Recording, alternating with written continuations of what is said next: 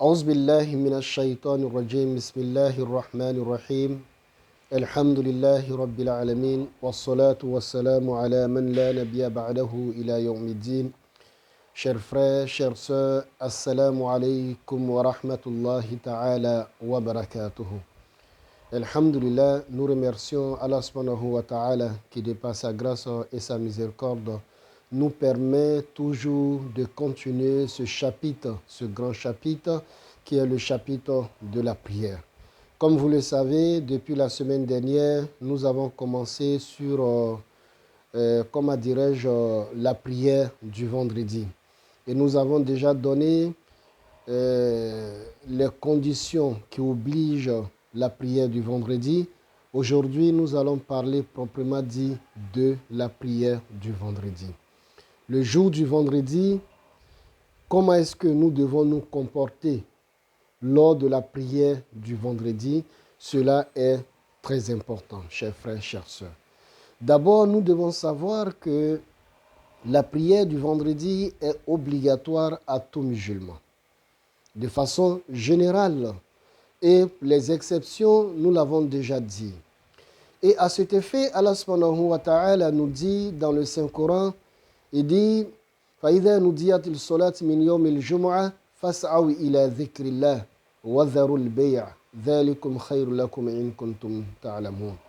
Il dit lorsque le muezzin appelle le jour du vendredi, appelle la prière du vendredi, hâtez-vous pour la prière du vendredi. Arrêtez toute activité commerciale. Allez-y pour la prière et sachez bien que cela est mieux pour vous si vous le savez. Chers frères, chères sœurs, ce verset voulait dire quoi? Lorsque nous sommes au jour du vendredi, c'est vrai, la sunna nous demande d'aller un peu plus tôt. Certains vous diront à partir de 9 heures, à partir de 10 heures, il y a certaines personnes qui vont. Oui, cette période-là, c'est une période pour avoir plus de mérite, mais il devient obligatoire, impératif, lorsque on fait le premier azan de la prière du vendredi. Donc, c'est pour nous dire que ceux qui, lorsqu'ils attendent l'azan de la prière du vendredi, ça ne leur dit absolument rien. Parce que pour eux, ils ont planifié d'aller en retard. Ça, c'est une mauvaise chose. Il faut aller à la prière du vendredi avant même que l'imam n'arrive. Parce que lorsque vous arrivez, vous avez l'occasion de faire la salutation de la mosquée et même faire d'autres rakats et d'autres lectures ou d'autres zikrs avant que l'imam ne vienne. Donc ça, d'abord, la première personne, ceux qui viennent avant l'imam, vous avez l'occasion de faire la prière, ça veut dire de faire des prières surrogatoires avant l'arrivée de l'imam. Et lorsque l'imam vient, chers frères, chères sœurs, on va vous demander, pour ceux qui ont déjà eu l'occasion de faire des prières surrogatoires, arrêtez de faire la prière surrogatoire. Et ceux qui viennent en même temps que l'imam, certains savants nous disent qu'ils peuvent faire rapidement la prière surrogatoire avant que l'imam ne commence le sermon. Chers frères, chères sœurs, nous devons savoir que lorsque l'imam vient le jour du vendredi, la première des choses que nous devons observer, nous devons être attentifs sur l'azan qui doit se faire. On fait l'azan, il y a des mosquées, on fait une seule fois, ça c'est ce qui est nécessaire. Et ensuite, il y a des mosquées où on fait plusieurs, 2, 3, il y a des mosquées où on fait 3 azans. Ce n'est pas un problème, mais il faut rester et respecter l'azan. Et lorsque l'imam va commencer à faire, le sermon, il est recommandé aux musulmans d'être attentifs lors du sermon. Même ceux qui font la quête dans la mosquée, on doit les interpeller. Ce n'est pas le moment de faire des quêtes. Lorsque l'imam vient, vous pourriez faire des quêtes avant l'arrivée de l'imam. Lorsque l'imam vient, après l'azan que l'imam se dresse pour faire le sermon, vous devez vous asseoir vous aussi. Même ceux qui essaient d'ordonner, c'est-à-dire de diriger, c'est-à-dire d'orienter les gens, il faut essayer de voir si on peut le faire avant, il n'y a pas de problème. Mais lorsque l'imam fait le sermon, nous devons tous rester sans faire quelque chose d'autre. Maintenant, celui qui vient trouver l'imam en plein sermon, oui, sur ce plan, il y a une divergence entre les savants.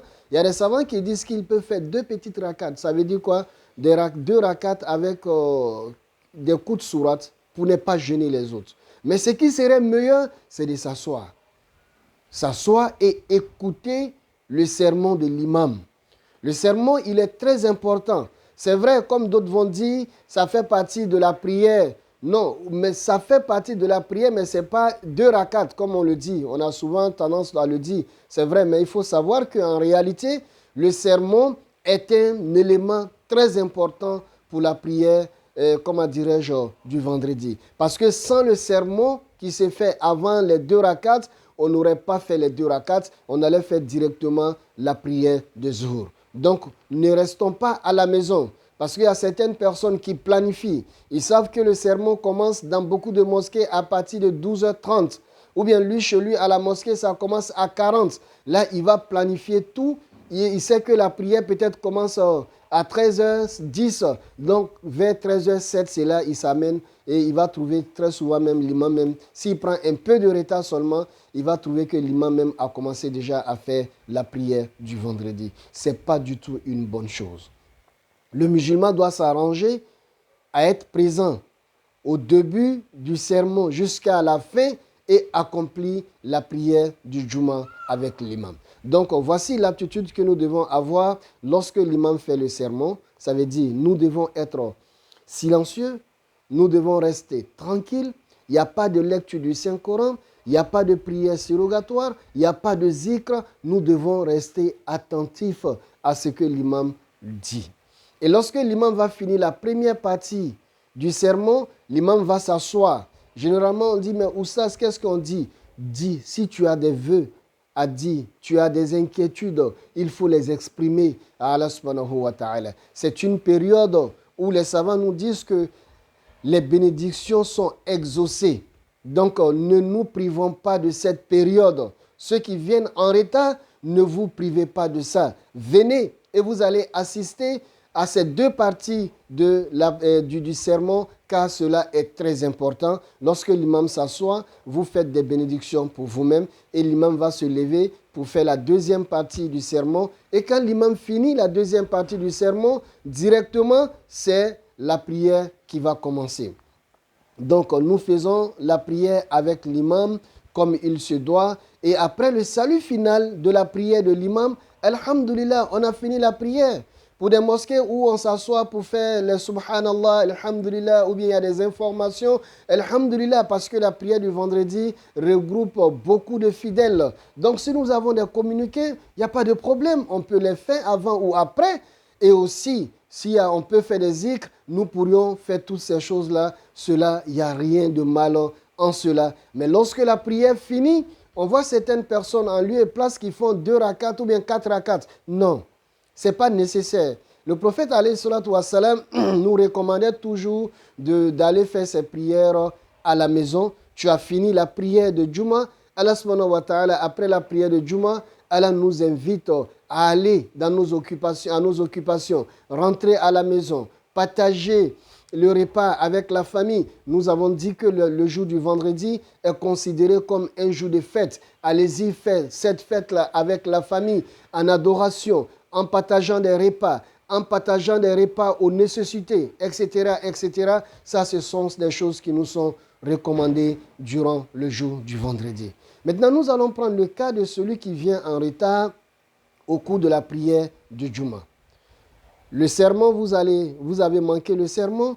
Si vous trouvez que l'imam a commencé la prière, comme les autres prières, vous formulez l'intention et vous faites la prière et vous introduisez la prière par Allah Akbar, de sacralisation, et vous commencez la prière avec l'imam.